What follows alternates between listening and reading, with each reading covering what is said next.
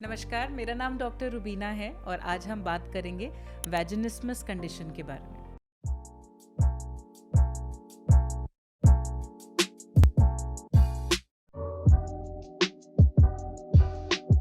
एक ऐसी परेशानी जो लोग सोचते हैं बस लाइफ ख़त्म हो गई हमारी, इस परेशानी से हम ना तो किसी से बात कर सकते हैं, ना फैमिली से बात कर सकते हैं, ना रिलेटिव से बात कर सकते हैं, ना दोस्तों से बात कर सकते हैं।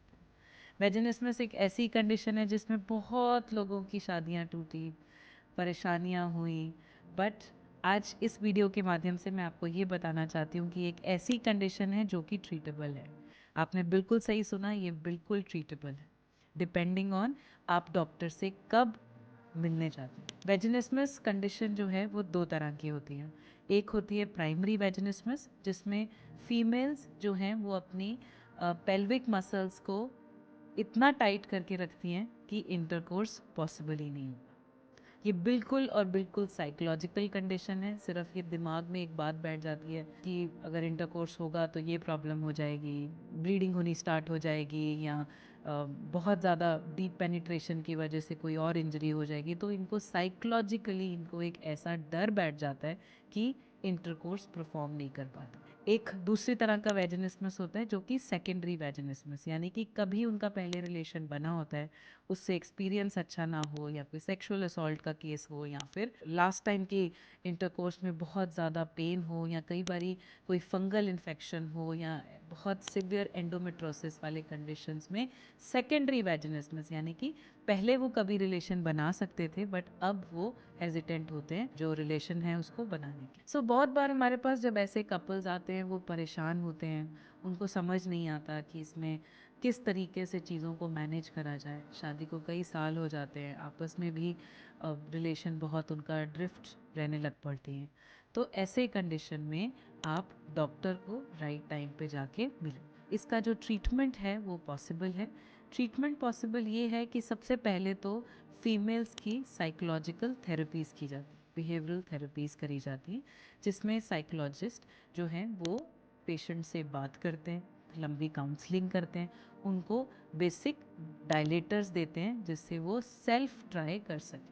डायलेटर्स अपने हाथ से खुद से ही वो बहुत पहले तो छोटे नंबर का डायलेटर वो यूज़ करते हैं, फिर सेकंड नंबर का डायलेटर, थर्ड, फोर्थ, ऐसे कर कर वो धीरे धीरे धीरे धीरे उनको कंफर्टेबल करवाते हैं। उसके बाद उनको कीगल्स एक्सरसाइज एडवाइस की जाती है, जिसमें पेल्विक मसल को रिलैक्सेशन के लिए एक्सरसाइज उनको एडवाइस की जाती है।